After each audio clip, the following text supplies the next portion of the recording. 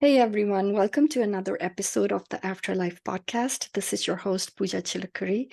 I'm honored and excited to be here today with Father Nathan Castle. I met Father Nathan at a conference that we both attended. He was actually one of the speakers. And when I heard him speak and I realized that the work that he's doing, I really wanted to bring that to my audience. Today, I'm honored to have him. Father Nathan has helped more than 700 souls transition peacefully to the afterlife. These were people that died suddenly, violently, and traumatically. Father Nathan is quick to point out, though, that not everybody that dies violently and traumatically has their death or their passing interrupted. Father Nathan has written 3 books, and he has gifted me these books, and I have loved reading them. The Afterlife Interrupted, Book 1 and 2, and then his take on the spirituality using the Wizard of Oz, and that is Toto 2, The Wizard of Oz as a Spiritual Adventure. Father Nathan is from Groves and received his MA and Master of Divinity degrees from the Dominican School of Philosophy at the Graduate Theological Union in Berkeley, California. He served in campus ministries at the University of Arizona, University of California, Riverside, Arizona State University, and Stanford University.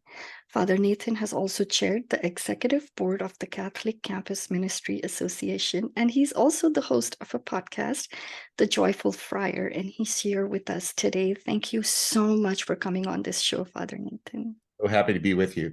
Yes, I am very, very curious. So I'm going to jump right into it. You talk about, in this show, we talk about NDEs, which are near death experiences. We talk about spiritually transformative experiences, but you have introduced me to something completely new to me, which is the interrupted death experience. And you've helped all these souls to cross over peacefully. Could you talk a little bit about how that came about and when you first realized that you were seeing dead people? People who have died, they're still alive. They're Oh, they're alive. still alive. They're Okay. different. They're just alive differently Yeah. than you and I are. We'll Yeah. join them one day when it's time. Yes. But we won't be dead. We'll be persons who have died, but that doesn't make us dead.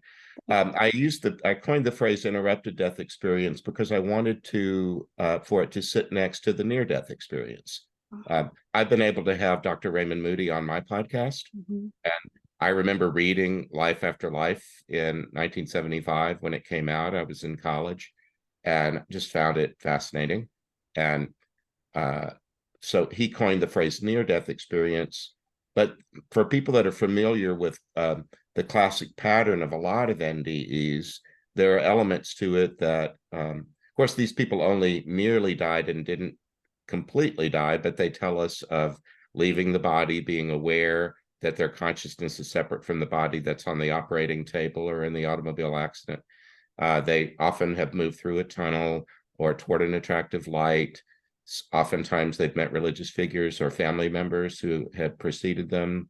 Uh, sometimes they've had a life review. Um, they've been Sometimes they reluctantly are told to go back, that they've had more to do here. Other times they had the freedom to choose to go back. Anyway, there's these classic elements that are not always in every NDE, but many times they are.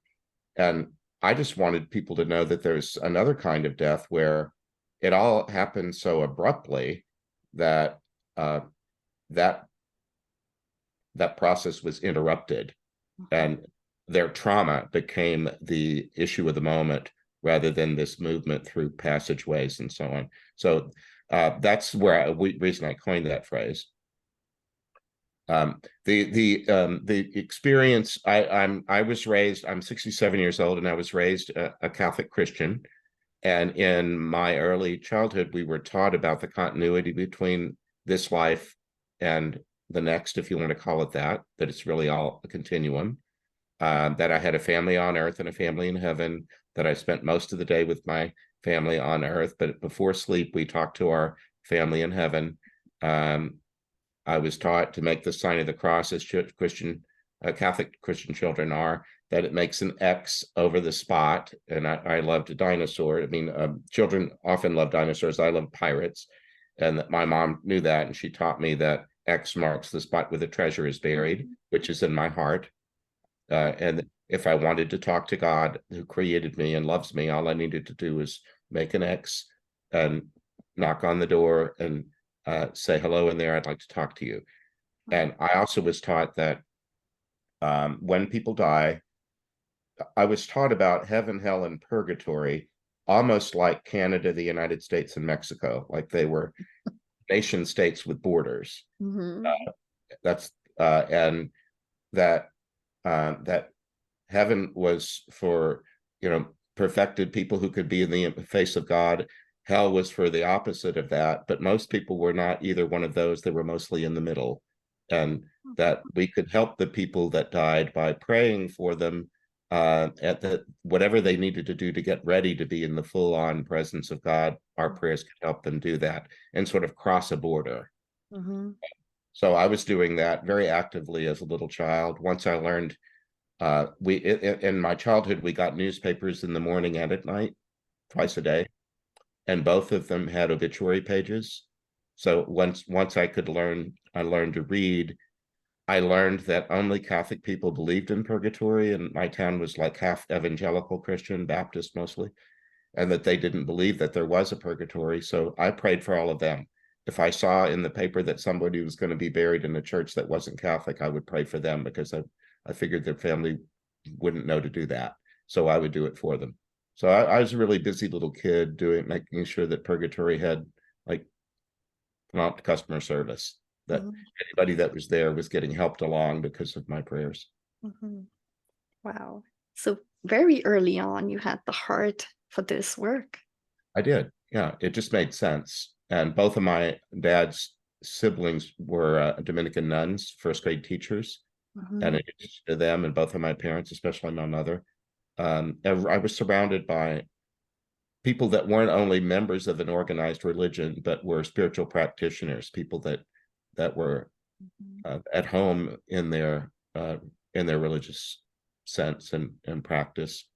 So that's how that all got started. It had roots all the way back to early childhood. Childhood. So how did that transition to actually being able to interact with these people whose death process was interrupted, so to speak?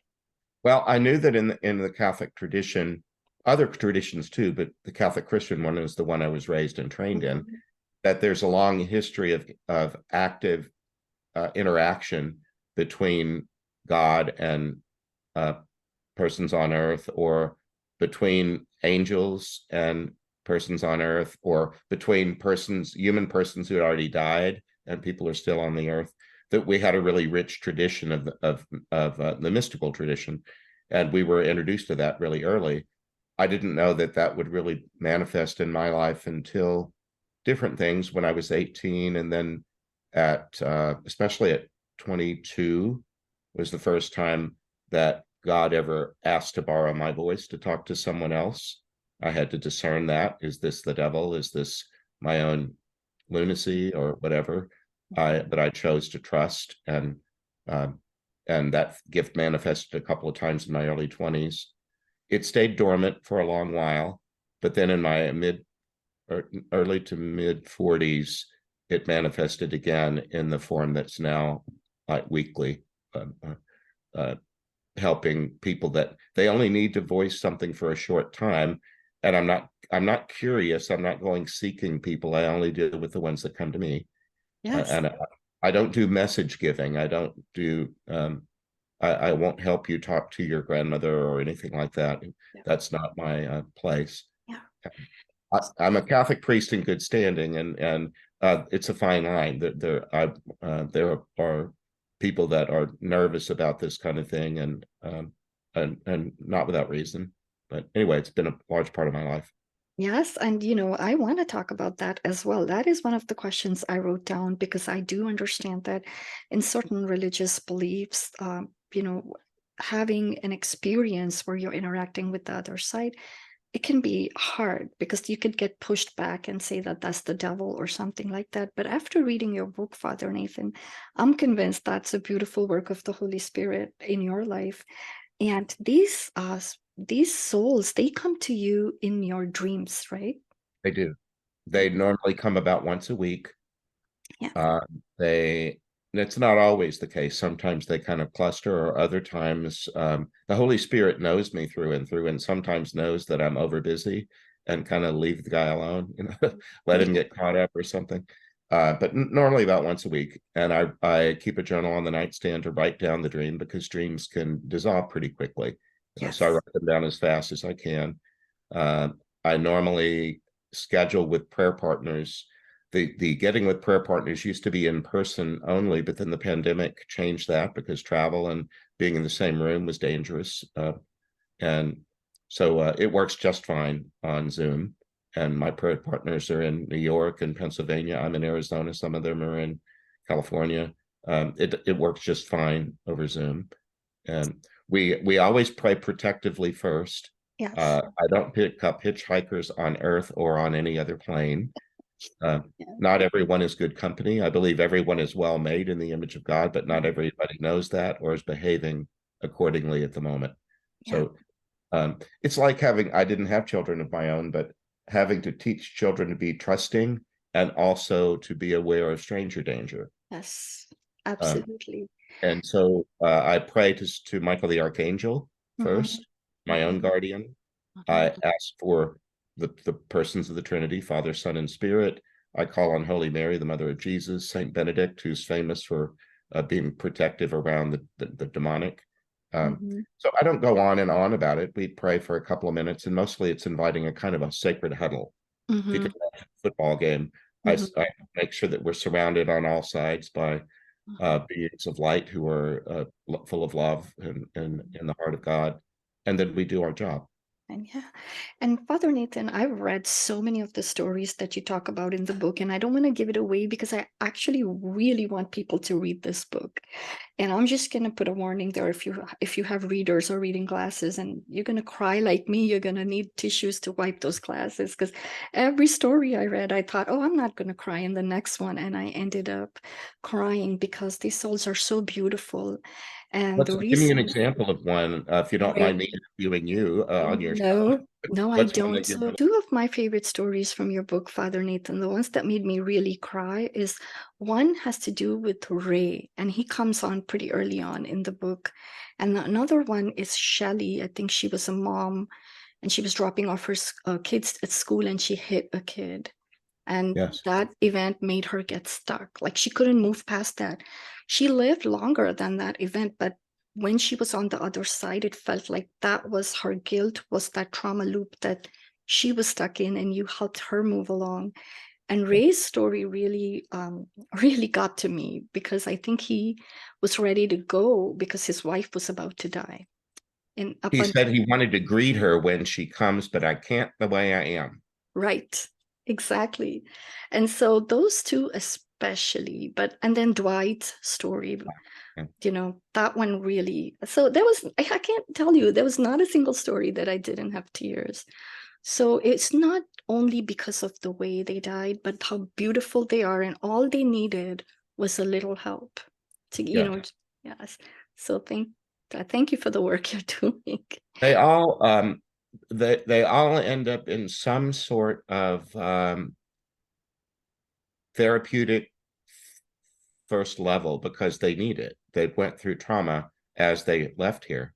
Mhm. And it just made sense to me as time went on that if you or I were in a trauma, for example, on a freeway, there's a system there to handle things, even if we're incapable of doing it ourselves. We Mhm. might be unconscious and put on a stretcher and brought to an emergency room. And then maybe we heal to the point where we move to a private room or maybe to some sort of, I don't know, walk up and down the hall or whatnot. There becomes a point at which you don't need this anymore. And somebody, as like a social worker, helps you gather yourself and gather your things and help you out the door, making sure that somebody's coming for you, that you understand what's next, and Yes. that you re-engage your freedom. Mhm. And that's pretty much the work we do. Yes. And Father Nathan, one thing that struck me from your book in all of these stories, there was the thing that was common is that someone did come for them, whether it was an angel or a spirit guide. In one case, it was Jesus, but they didn't come to you until they were ready. Do you have any thoughts on that? Like they could have moved on you know, but do you think when they're ready, their guides and angels bring them to you? They do. I used to ask frequently, how did you find me? And very often we heard the same thing. I don't know, someone brought me here. Uh-huh. One time I heard your light was on. Um, After a while, we just quit asking because it didn't seem that important in the end. One lady compared it to catalog shopping.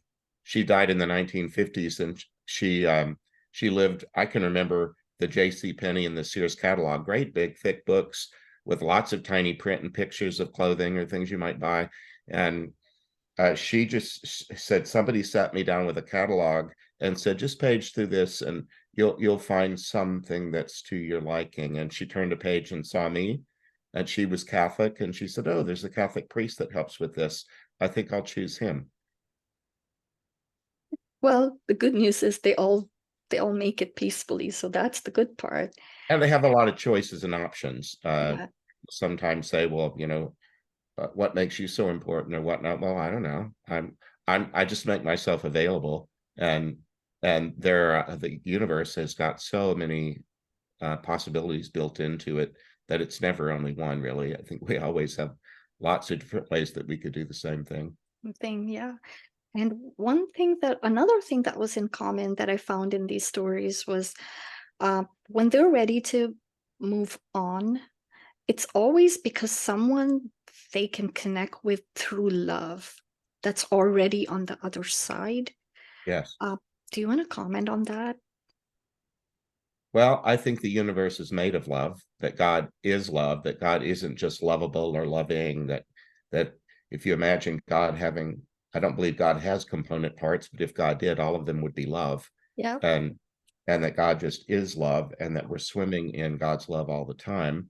And uh but people have specific experiences of being loved and trusting in somebody. And so very often it's someone they were close to. But surprisingly, um, when we think of love, we might think of parents and siblings and very close friends or grandparents. And but in a lot of cases, especially early on, it was someone in a public role, like a coach, a scout leader, a piano teacher, Yeah. another kid in your class. Yeah. They could be very incidental characters in the long story of your life, but when they were there, it was nothing but pleasant and safe and good. And so sometimes some little person will show up who wasn't very in your life very long, but when they were, their impact was positive and peaceful. So Yes. sometimes they'll show up. And I am actually going to read a quote from your book with your permission, because this Sure. really helped me with that question that I just asked you. Um, you say that in your book, the whole experience is all about love, which brings me to a point that Catholic and other Christian readers might well wonder. Why would you bother asking for all these other relatives and school teachers to come and help a stuck soul? Why wouldn't you just ask Jesus? Well, I believe God is love, and that whoever has been the most loving person in your life has been the person who has most revealed the presence of God to you. And Yeah. when I read this, I cried. So thank you for reinforcing that through your words right now and through the book as well. Well, the part of your audience that is familiar with Christian theology might know the phrase "the body of Christ." Mm-hmm. That St. Paul in the Christian New Testament speaks Uh-huh. very often about being an individual apart from other individuals, but also at the same time being a part of the whole. Mm-hmm. And he calls it the body of the Christ, the body of the anointed.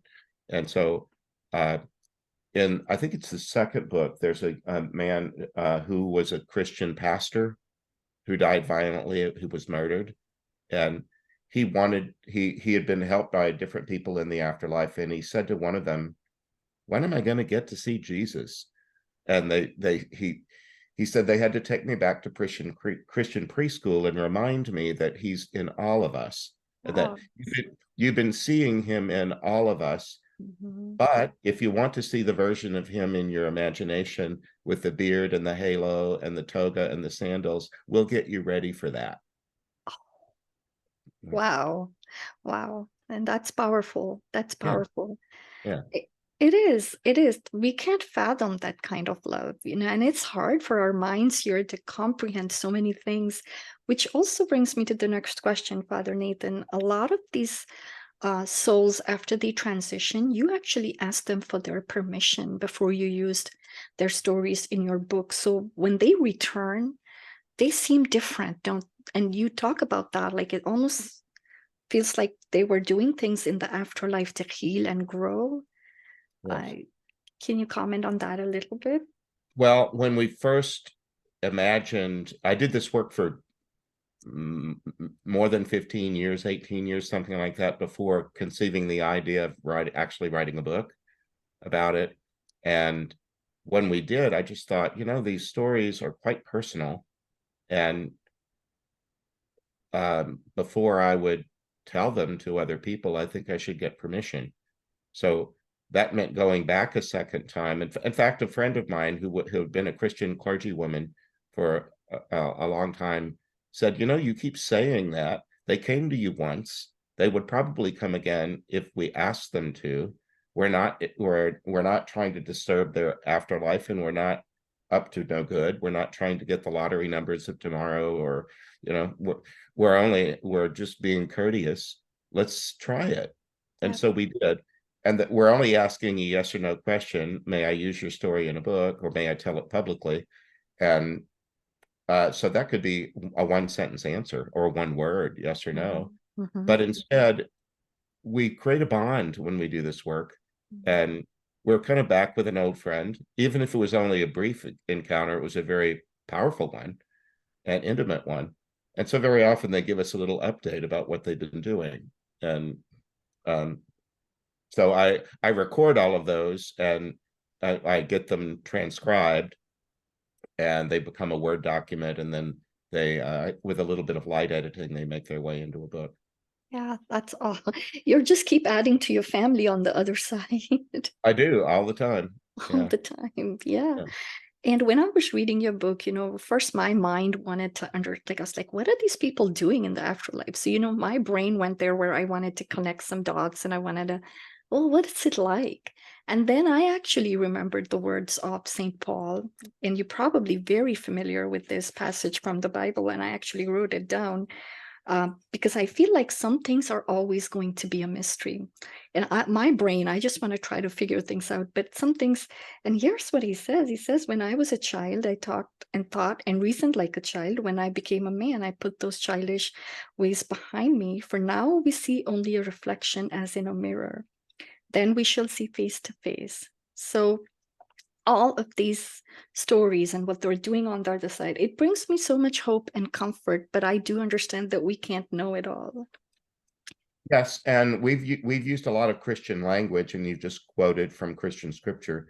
But the people that come are not necessarily Christian. They're not necessarily religious at all. Yep. Death is very ecumenical. Yes. People are dying every day, and they die from all in violent accidental ways or whatever. And they so people will come to me, and they're not necessarily. They'll even sometimes tell me I wasn't religious, so Yeah. don't load me up with a lot of religious language. Yeah. But Yeah. but Jesus dealt with all kinds of people, Yes. and sometimes the religious ones were the ones that gave him the most trouble. Yes. Uh, Sometimes it was the least religious people that he had the easiest time with. Yes. And I think that's another thing that in all these stories that has been very comforting for me personally is to see that they're from all kinds of backgrounds, but the love they receive on the other side, it's the same. It's a, And as they grow and heal in their afterlife journey, that at least the parts of it they've let me see, my prayer partners and I see, um, they have to come to truth. And sometimes, in maybe some in your current audience, is there some way in which you have an idea that you're exaggerating to the point where it's no longer true? You, hmm, a lot of like dramatic stories that we tell ourselves start with some little germ of truth, that mhm, nobody loves me or something like that, mhm, but then we amplify it and make it so loud and all consuming that after a while it's really a lie. And mhm, um, a lot of times people have sometimes they caused their death by careless driving, mhm. or uh, because of something they did, other people died. Mhm. And so they'll have all kind of guilt around it that you can understand, but it still needs to be gotten over. Yeah. There. So it's like forgiving ourselves. Yes, contextualizing things and seeing that, for one thing, if we continue to exaggerate and sadden ourselves because of uh, grief stories that we tell ourselves, Mhm. then we're not available to the next person in our life. All we have to give them is this kind of um, darker version of ourselves than we could Mhm. if we would actually get over it and heal. We might then be able to actually give the world our best. Yeah, absolutely. And Father Nathan, I just have actually one more question because Okay. we are talking about religion. So when I was, so I, like I told you earlier, I grew up Hindu, became a Christian, and then I actually had a really difficult time with the institution I was with because of the fundamentalist doctrines that I was taught, which actually my relationship with God suffered. But, thankfully I have moved beyond that. But I have a question for you because when I had my spiritually transformative experience, I was told that that was the angel of light, which is the devil. So, the work that you're doing, did you find skepticism or pushback from your, you know, uh, I don't know, your beliefs or your religious environment? I anticipated it. I expected that that would be true. And, um, people are always free to believe or disbelieve what others Mhm. say. Mhm. And all I can do is say my truth simply Mhm. and try to explain questions well. Um, Sometimes people are quick, Christian people can be quick to assume that any kind of interaction between the spirits and ourselves is of the devil across the board in a very Mhm. sweeping way. Mhm. And I wasn't raised that way. I was raised to make more distinctions than that. And um, so recently, a Catholic apologist named Jimmy Akin has changed my life by using his knowledge of both testaments of the Bible and the Catholic Catechism and the Catholic tradition to say that the word that comes up often is necromancy, Yes.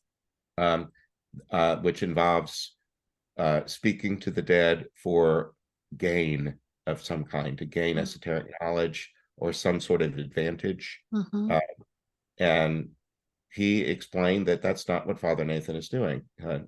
Uh, it just isn't. And It so, isn't. Yeah, that's very and it, different. and and then I don't know if you're going to follow Jesus, he's Jesus the crucified and risen one. You're Mhm. going to get detractors. You're going to have people that are going to disagree with you, and some of them might do it in ways that are really unkind or even cruel.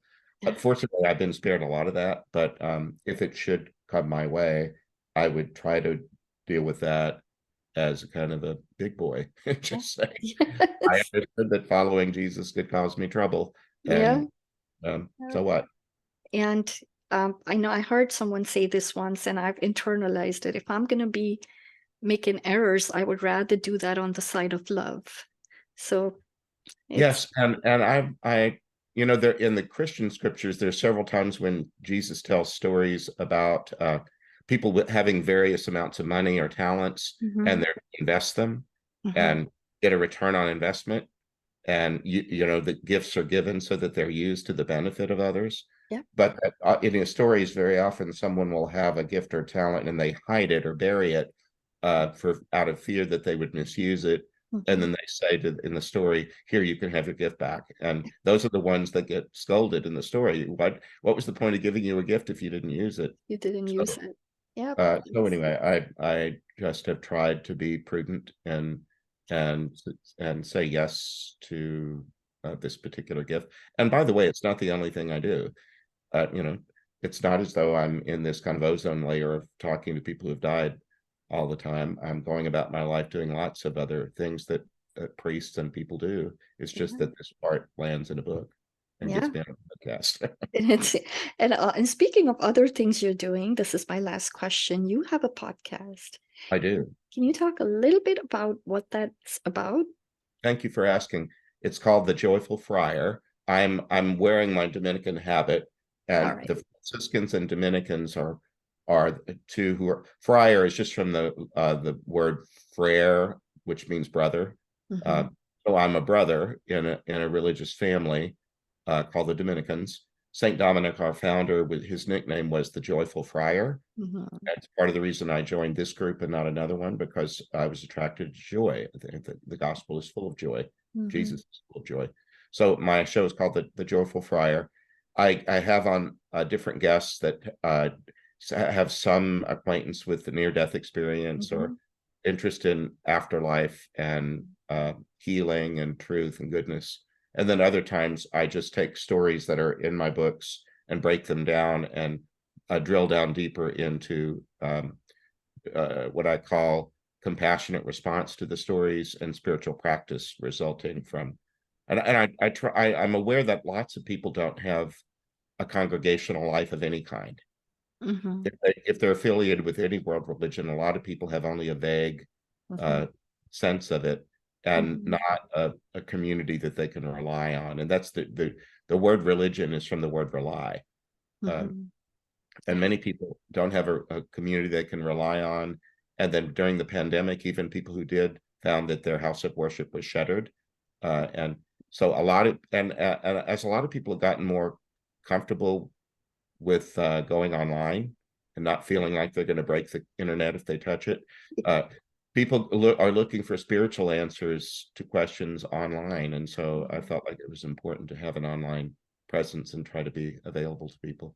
Thank you so much, Father Nathan. I'm taking your time speaking to us today. I would love to continue this conversation forever.